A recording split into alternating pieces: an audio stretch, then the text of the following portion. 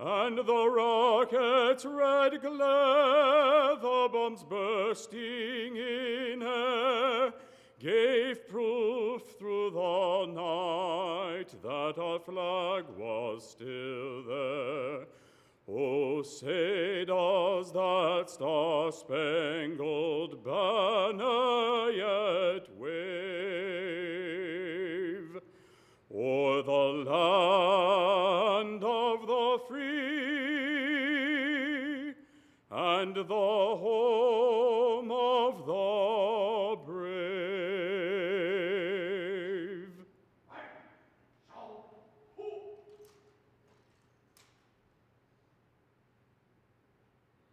Post the colors.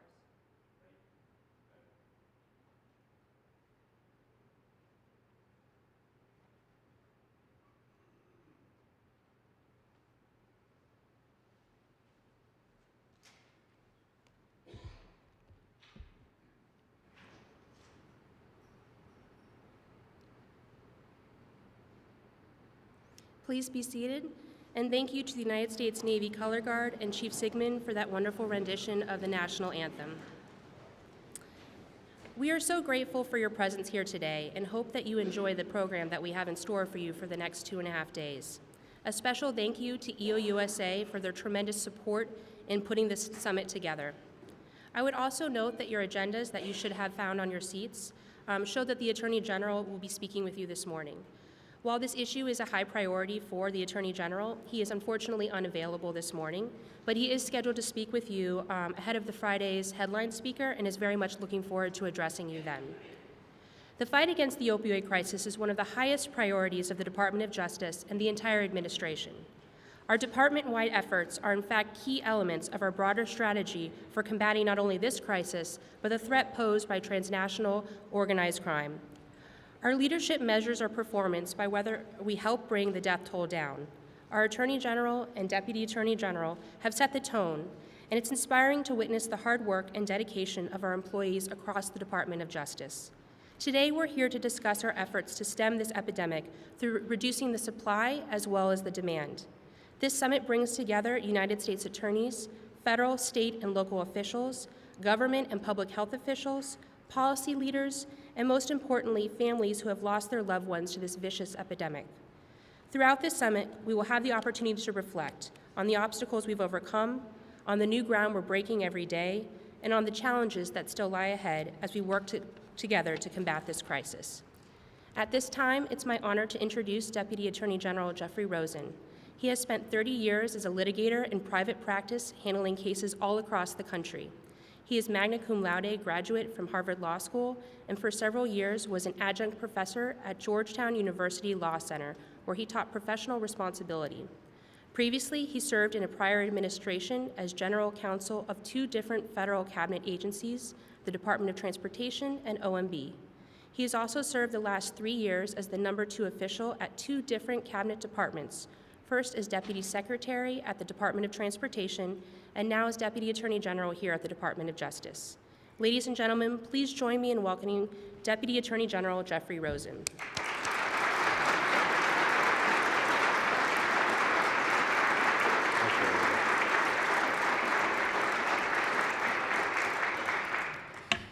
Thank you, Amanda, for the nice introduction. Good morning. It's so wonderful to see so many friends and colleagues here. I want to thank everybody from coming from all over the country to attend this important summit. That so many of you have taken the time to be here is a testament to the gravity of our subject.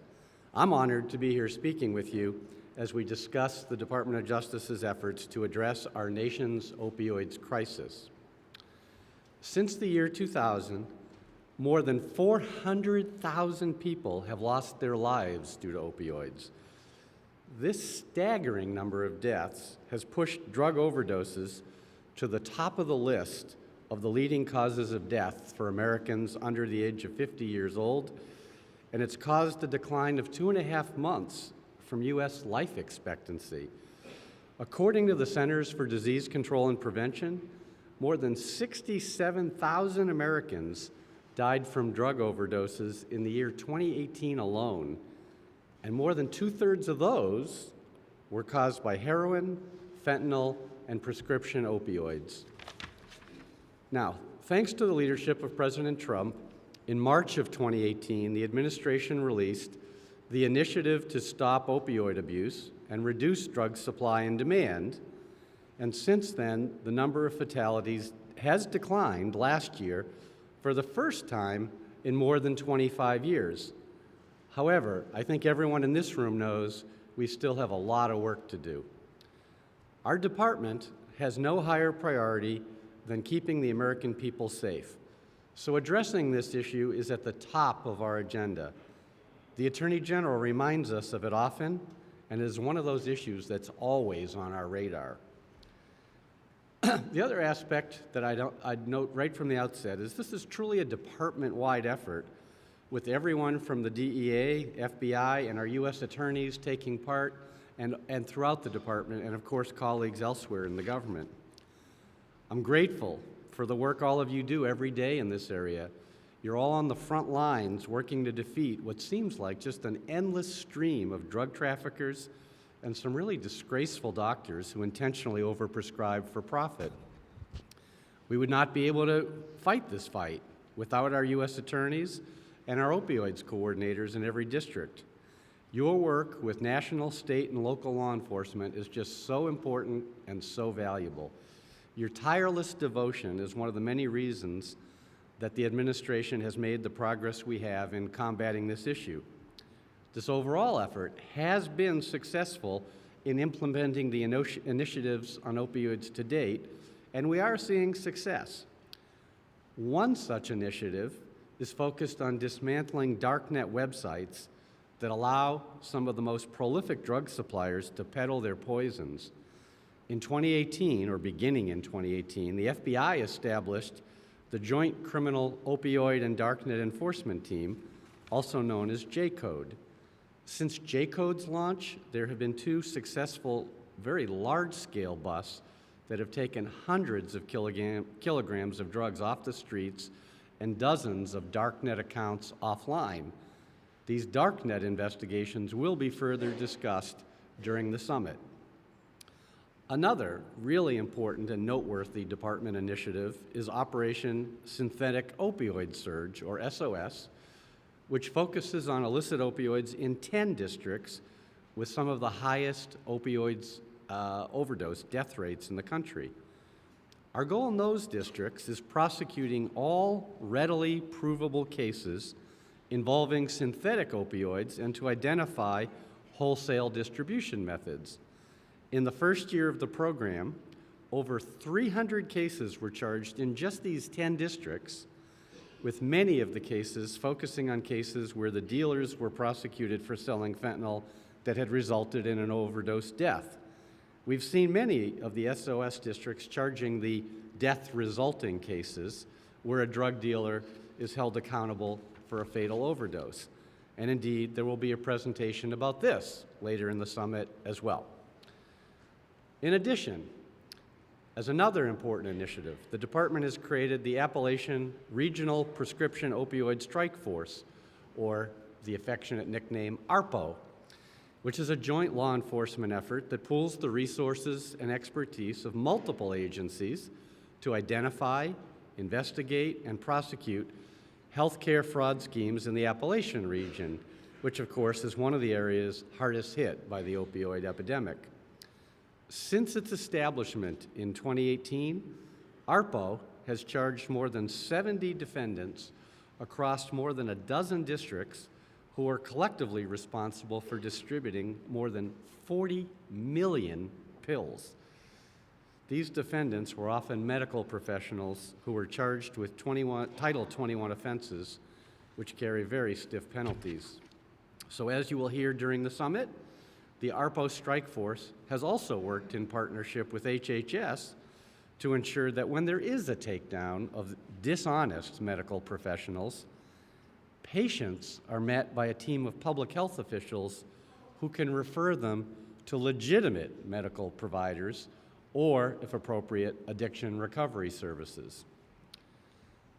Another approach to stop the illegal flow of prescription opioids, the department's Consumer Protection Branch in the Civil Division has dusted off a statutory provision that had been virtually unused as the crisis was worsening over the last decade, and the department has sought civil injunctions under the Controlled Substances Act to stop the unlawful prescribing and dispensing of controlled substances.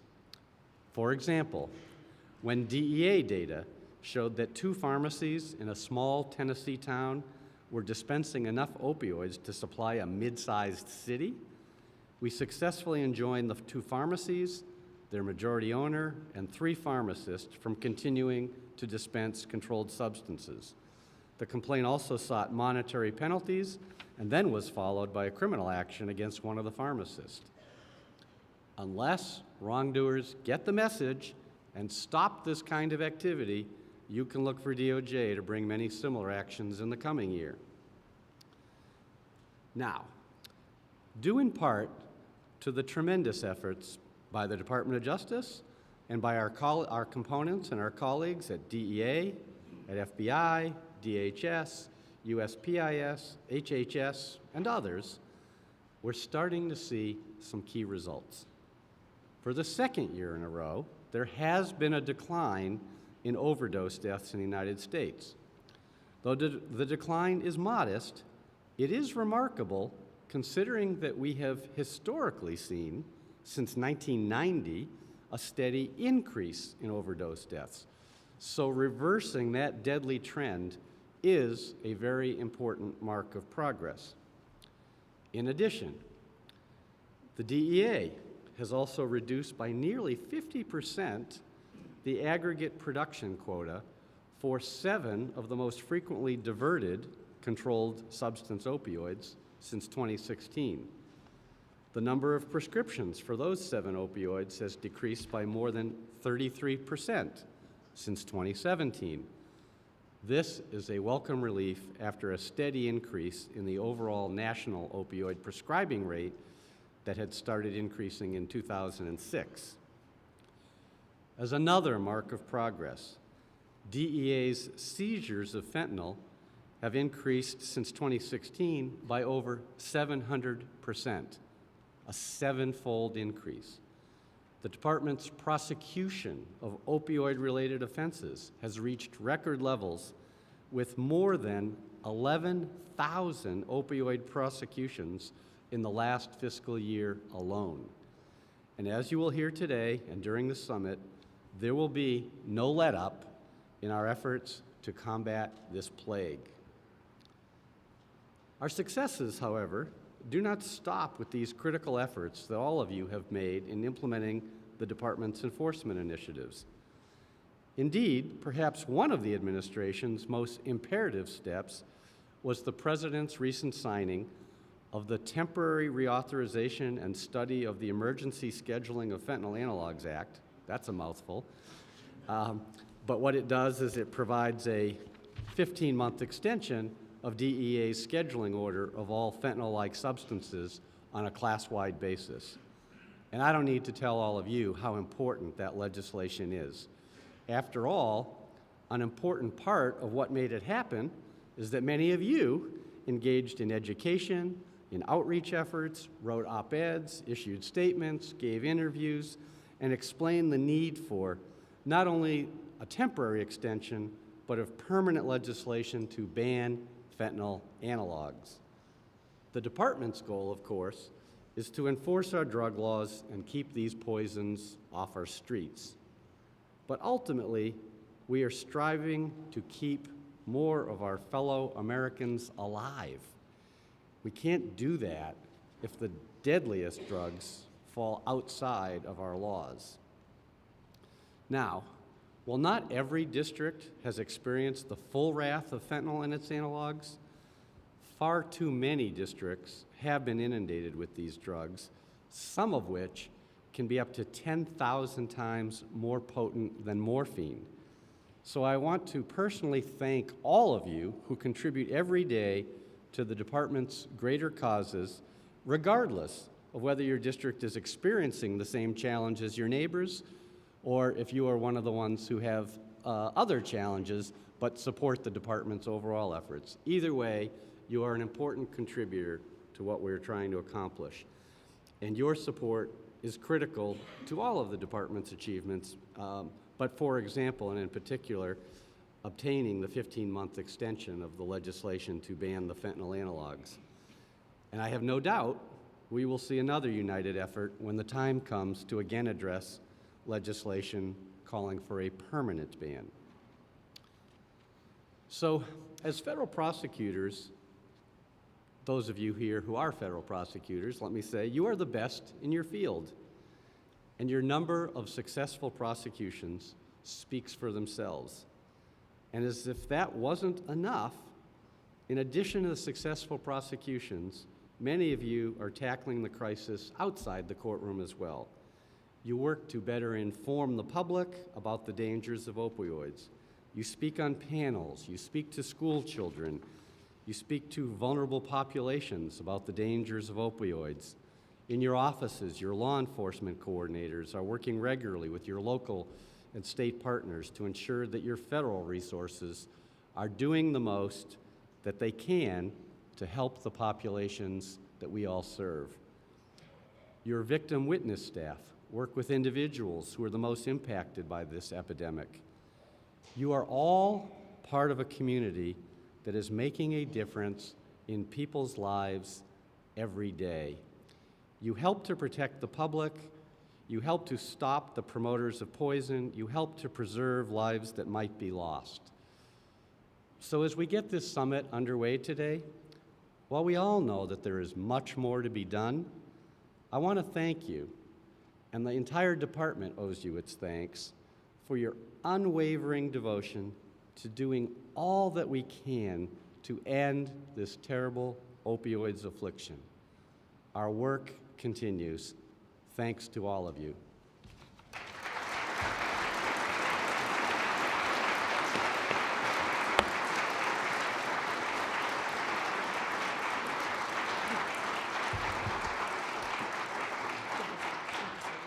Thank you again to Deputy Attorney General Rosen. We really appreciate your comments today. He is obviously very busy and so will be departing us at this point, but he will be back on Friday to join us. We are going to take a brief pause here so that we can set up for our first panel, and we will start that panel at 9 o'clock, so don't go too far. Thank you.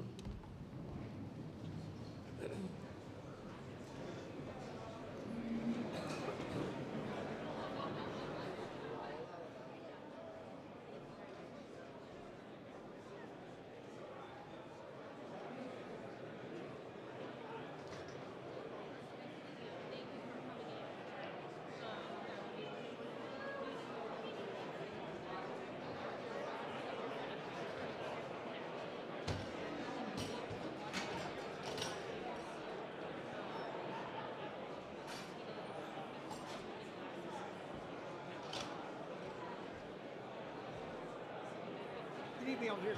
I do.